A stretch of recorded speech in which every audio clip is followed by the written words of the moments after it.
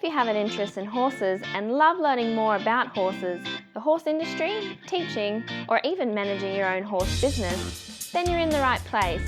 We would love you to join us on our mission, which is to improve the lives of horses around the world through the education of riders, handlers, and trainers. So get comfortable, listen in, and enjoy.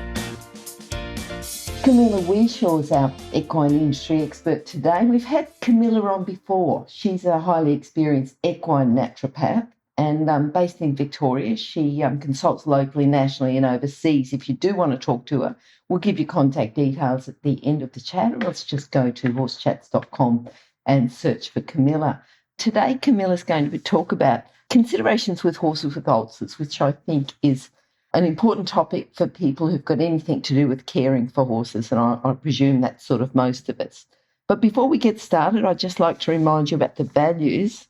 So horse welfare and safety are of utmost importance when humans have any interaction with horses. Within the courses at International Horse College, we only utilise methods that promote safe and humane ways of interaction between horses and humans. And we only support safe methods of educating riders, handlers and trainers in all our courses. internationalhorsecollege.com, registered training organisation 31352. Now, Camilla, how are you today? I'm very well, thank you, Glenys. How are you? Oh, very well, very well. Camilla, we're going to talk about considerations with horses with ulcers today, is that right? That is right, indeed, I do believe.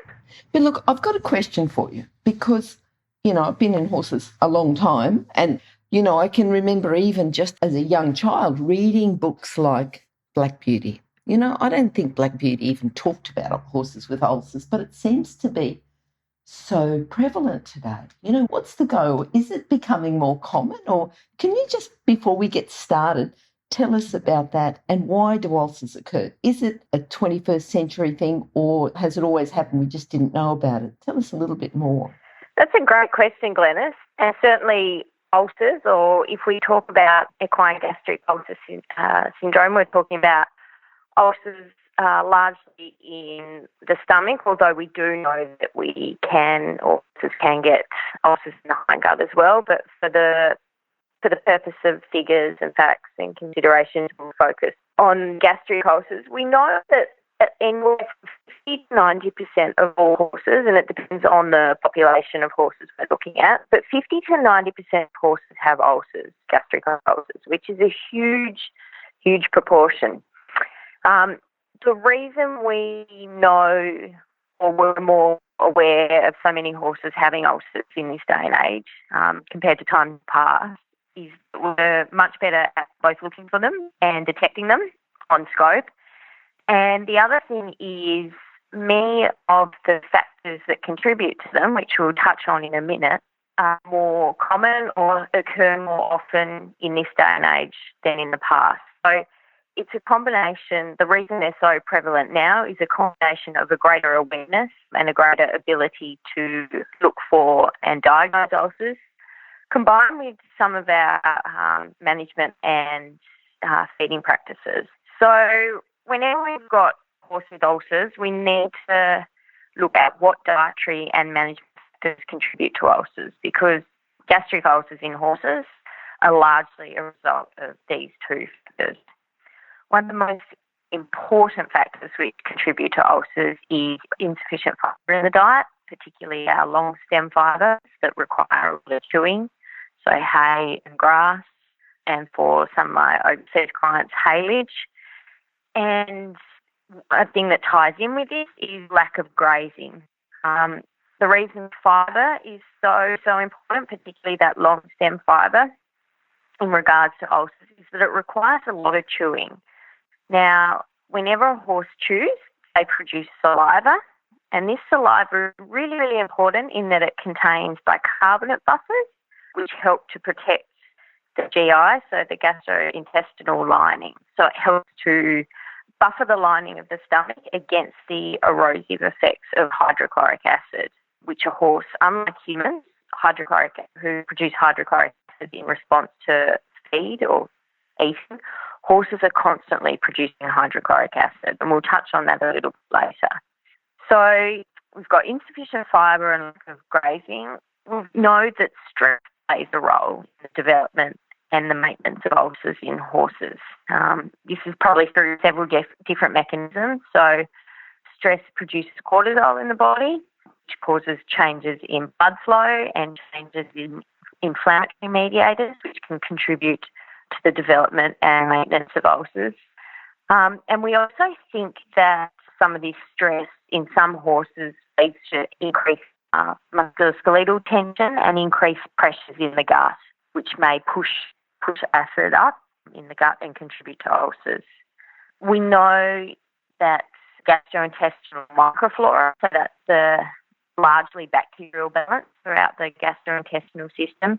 We know that imbalances, or what we might call dysbiosis, leads to or has a role in the formation and the persistence of gastric ulcers.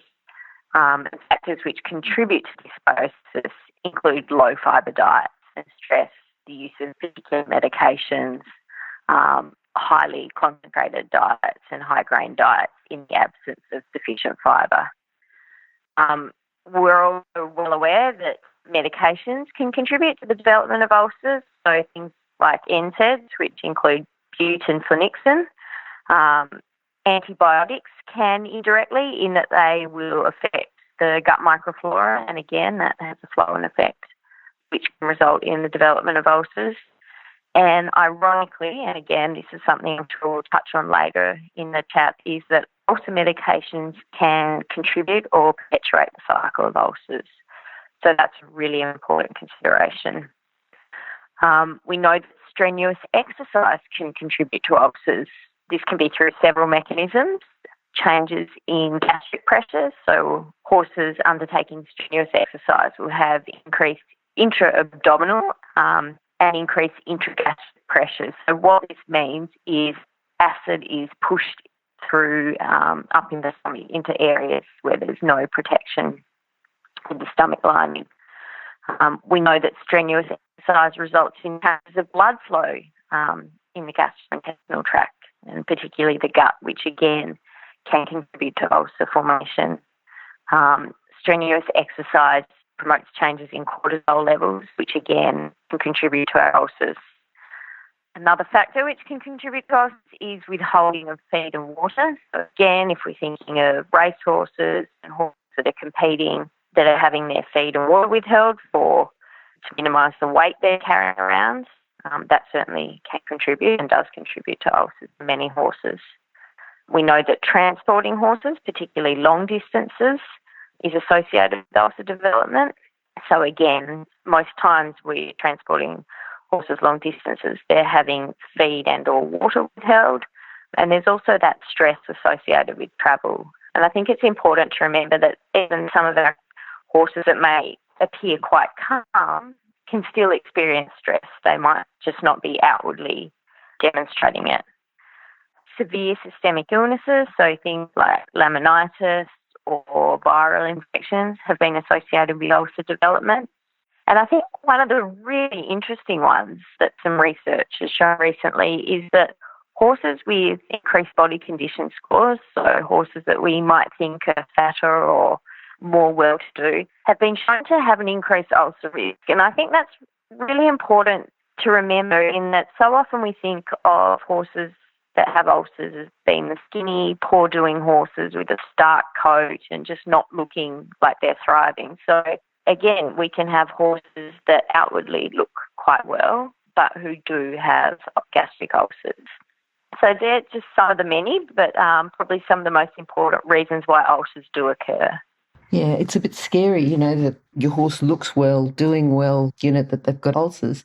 But I'm more worried about the medications, saying that they can contribute to the development of ulcers. So how do these ulcer medications actually work?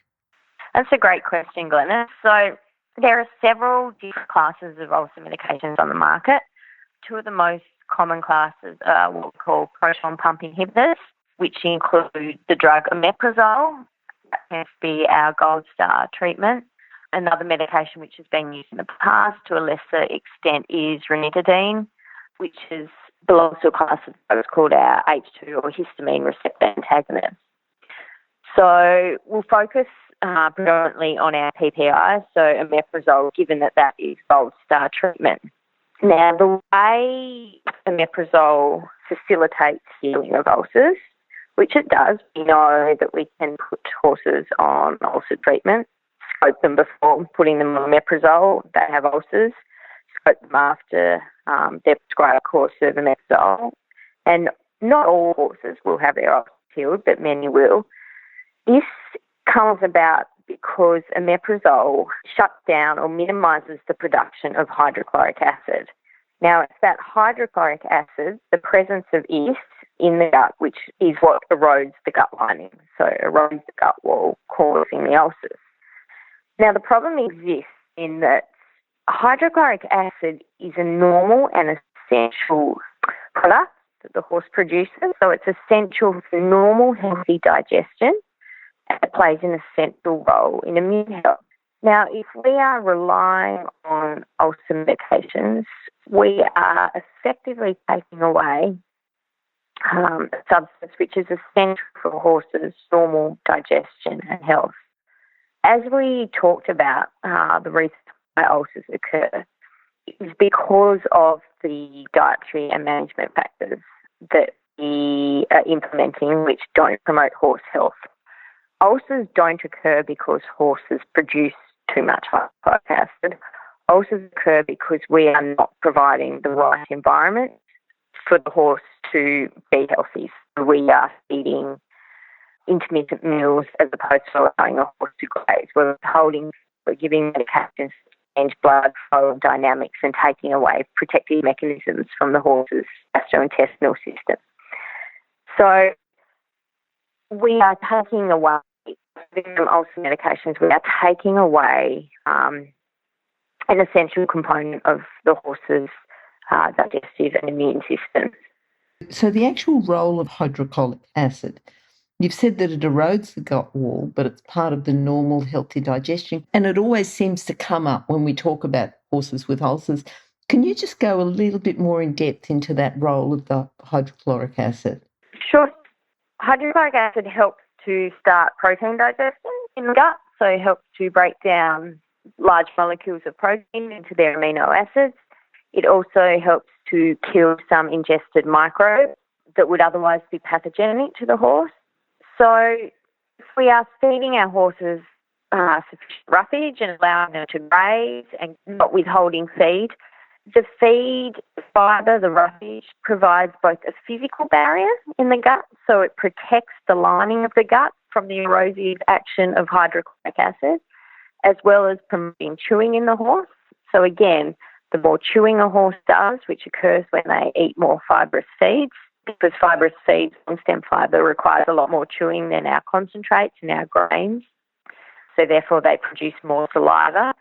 These help to protect the gut lining, the gut wall, from the erosive effect of hydrochloric acid.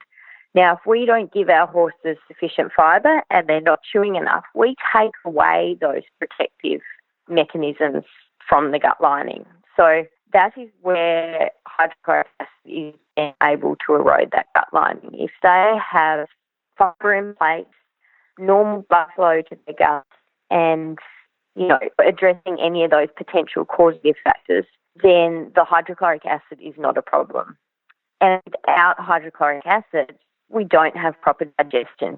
Feed that could be starting to break down in the gut, then leaves the gut not properly digested, passes into the small intestine, where again digestion is hampered because of changes in pH.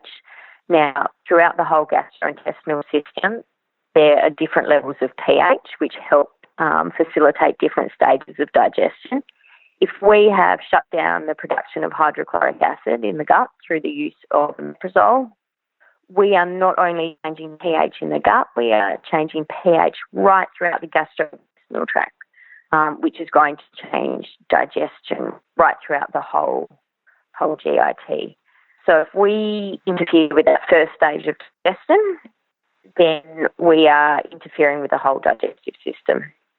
That pH throughout the gastrointestinal tract is really, really essential to maintain the healthy gut microflora.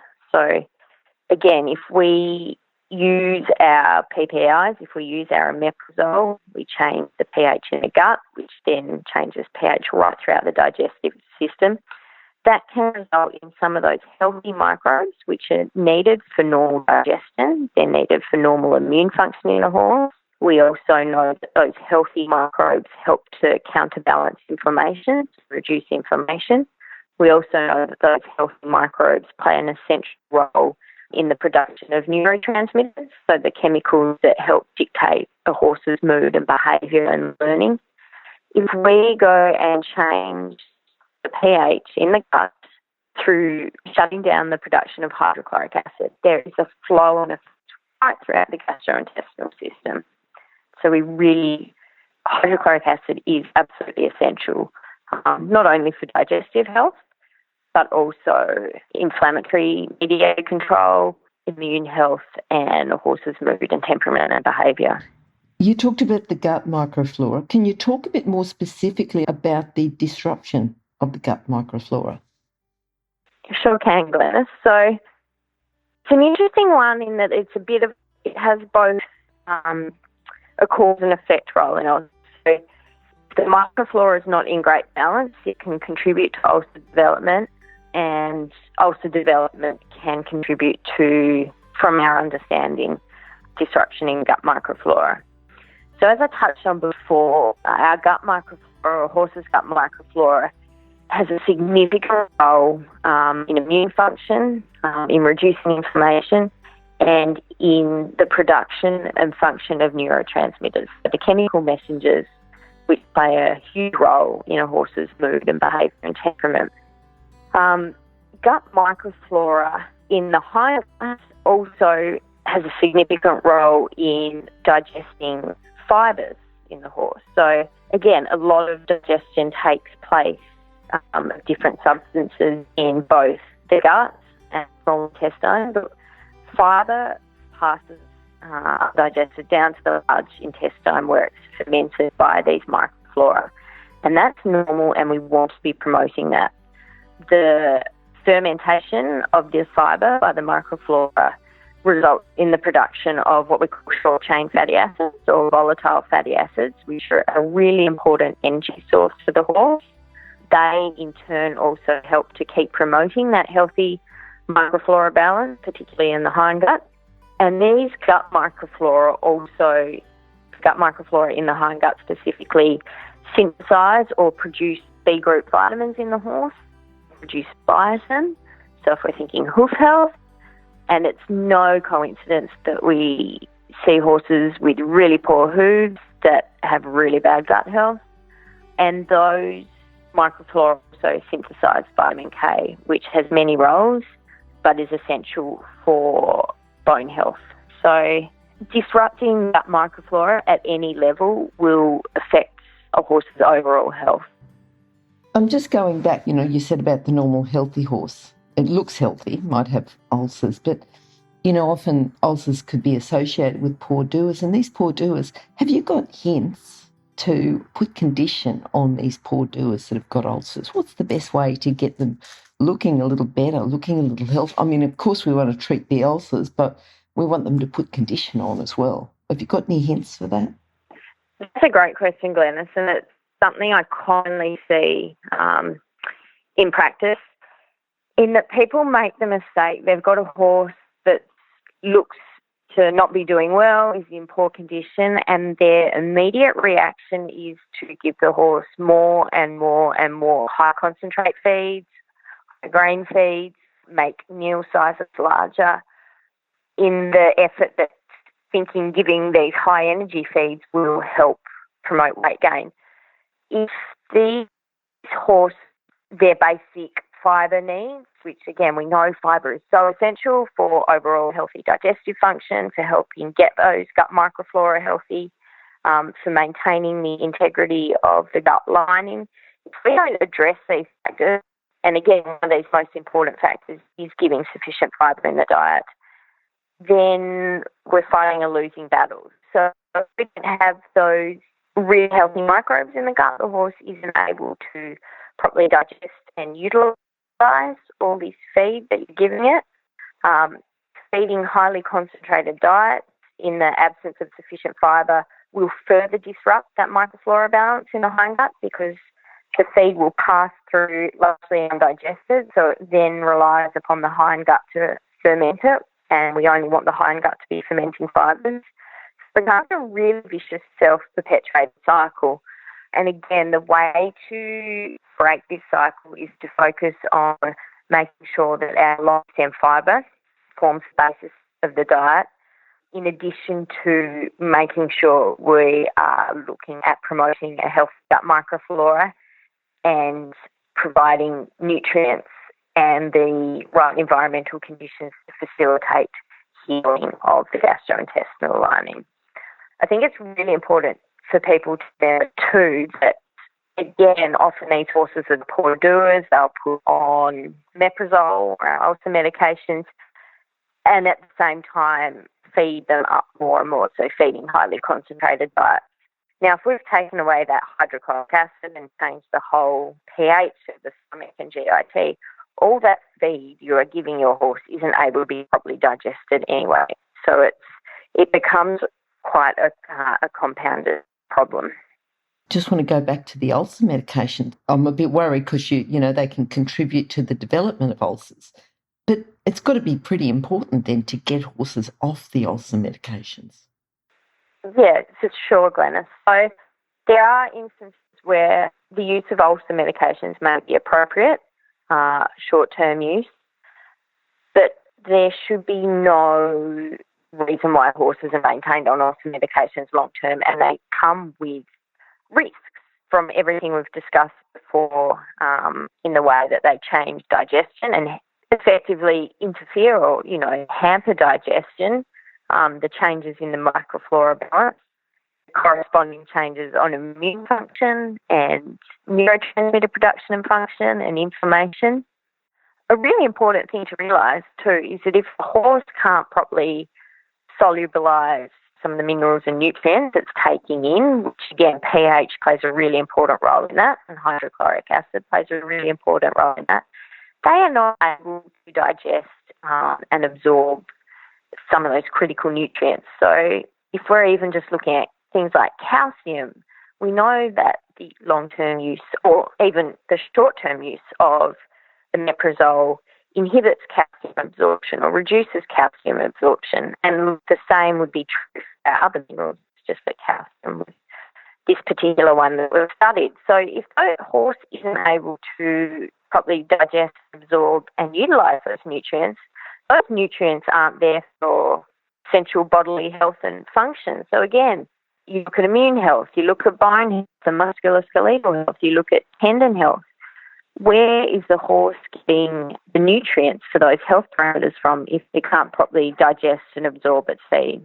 So again, if we want our horses to have their optimal nutritional status and optimal overall health, they cannot be on our proton pump inhibitors, our meprazoles, our gastric ulcer medications long term, because it severely reduces absorption and utilisation of those key nutrients.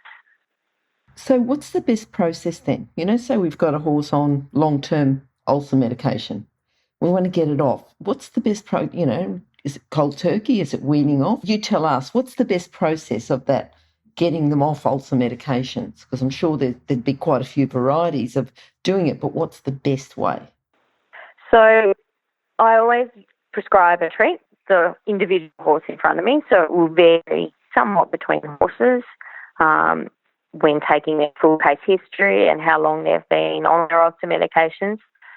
I always adopt a step-down approach, so gently weaning a horse off an ulcer medication step by step, while simultaneously providing nutraceuticals, so nutrients that help facilitate healing, and where appropriate, where a horse isn't in high-level competition or it isn't racing, if it's out of season, I'll look at the use of specific herbal medicines to help facilitate healing of the gastrointestinal lining while simultaneously promoting a healthy microflora balance. So we want to gradually come off the ulcer medication step by step as opposed to withdrawing them straight away. This gives the gut environment a chance to heal. And one thing, there needs to be more research done in this area, but one thing that happens in some horses is if suddenly take away ulcer medication, particularly a horse that's been on one long term, we believe that their bodies can have what we call a rebound effect. So if we take away the medication, suddenly in response the horse will produce really, really high levels of hydrochloric acid, well above what a normal healthy horse would produce before levelling off. And if we have this really high production of hydrochloric acid, that again puts the horse at risk of getting stuck in a self-perpetuating ulcer cycle. These causative factors, how can they be addressed? So again, whether we've had a horse on ulcer medication and we're taking it off it with a step-by-step approach, or you've had a horse with ulcers, they're now being treated and they're healed, if we don't address the causative factors, so whether that is insufficient fibre in the diet, whether that's horse who's overly stressed, whether that's horse who is not grazing a lot, whether that's ongoing use of medication, so ongoing use of things like bute. If we don't address the factors that contribute to the ulcers developing in the first place, then the horse will develop the ulcers again. So again, just looking at why a lot of people's horses, they'll have their horse scoped, they'll have ulcers, so they'll put them on their course of ulcer medication, they'll have the horse re-scoped, they'll show that the ulcers are healed, so then they'll get the green light to come off the ulcer medications. And then wonder why down the track, again, their horse is displaying those same signs and symptoms, they have them re-scoped, they've got ulcers again. If you don't change the very factors which contribute to the ulcers developing in the first place, then they will come back again. So it's really, really important for long-term health of the horse to address those basic practices which promote good gut health. So would you recommend just some sort of holistic approach? I mean, we all want to do the best by our horse. We want to treat the ulcers or prevent them. So if you get some sort of holistic approach to both prevent them and treat them, what would you recommend there? Certainly, Glenys. So again, I'm always prescribing to the individual horse in front of me and the factors which have contributed to the development of its health condition, and in this case, it's ulcers. So again, I'll take a really, really thorough case history, health history of the horse, of its diet, of its level of exercise or competition or lack thereof, depending on what's going on with the horse, and address those factors. Often, again, I'll use specific nutraceuticals and herbal medicines depending on the horse. But from an owner's perspective, some of the biggest and best things you can do is making sure that your horse receives a minimum of 1.5 to 2% of its body weight in dry matter daily. So when we're talking about that, we're talking about our long stem fibres, so things like hay, pasture turnout, both which require a lot of chewing, a lot of saliva production, and providing that beautiful environment both in the gut and throughout the whole gastrointestinal tract. So one of the biggest things I say is graze, or allow your horse to have access to forage continuously. One factor which often gets overlooked is for those listeners who are riders, who are competing, particularly the higher level you're competing at, the more important this is to make sure you have structured, periodised training and competition plans in your horse. Now, depending on when your listeners are tuning into this podcast, this could be quite a challenging topic at the moment, given we're amid COVID and the direction of when competitions may or may not resume is something that we don't necessarily have information about at this stage or control over.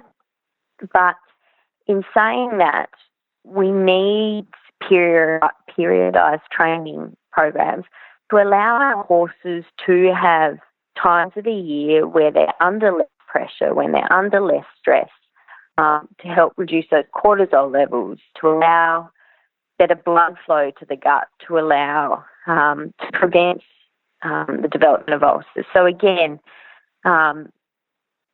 structuring and periodisation of training and competition is really, really important. Another thing when looking at treating ulcers holistically is make sure that you're not just following a cookie cutter program off the internet, off Google, or just using any old products. You really, really need to have a specific treatment plan and how you go about it and what nutrients and herbs, if relevant, that you're going to use to treat ulcers or help prevent them. And what about the ulcer supplements? Are they magic, or is that just a myth that the ulcer supplements aren't, the be-all and end-all? So as much as we'd all love to hear that there's one magic supplement we can give our horse that prevents ulcers, you can't out-supplement poor management or dietary practices and the poor use or the inappropriate use of medication. So there is not one supplement that you can give a horse that will prevent ulcers, in my opinion, that should be used. So it's about addressing those key factors which may contribute to ulcers, and the key factors which result in ulcers being sustained. That's not to say that specific supplements don't have their place at times, because they certainly do, whether it's short-term use to help prevent ulcers while a horse is concurrently on NSAIDs or is in a stressful situation. And again, there are times where the use of specific supplements is really, really beneficial in promoting healing. But there is no magic supplement that a horse should be on that maintains or prevents ulcer development long term. I think, but I know for many owners that's where they get in a nasty cycle with our conventional ulcer medications. So constantly having their horses on omeprazole and the like, using that as if it's a safety harness, turning a blind eye or not being aware of the health consequences of staying on a proton pump inhibitor long term. So there is no magic supplement. It's about identifying and addressing causative factors and making sure we implement strategies to address those. Camilla, the depth of information you give, it's not just about ulcers, but so much more in the science behind it. And I think that, that should be very educational for our listeners. I think your qualifications, your background and everything else, I think if people have got specific questions about their horse, which I'm sure they do, because you said it's not a cookie cutter approach, you're able to be contacted, aren't you? Is it through Optum Equine that is the best way? It certainly is, Glenys. So I can jump onto my website, which is allthews.optumequine.com. Optum Equine, all one word. They will find me or Optum Equine both on Facebook and Instagram, again, just under the name Optum Equine, and all those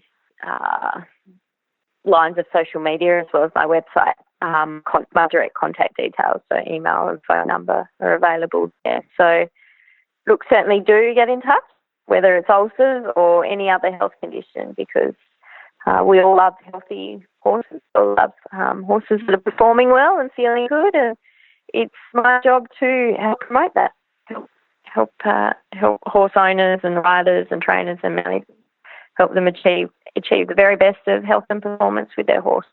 So even if you don't want a consult or you're not after specific advice, you will find some of the posts and things I put on my social media in particular just provide some really useful information and points to consider.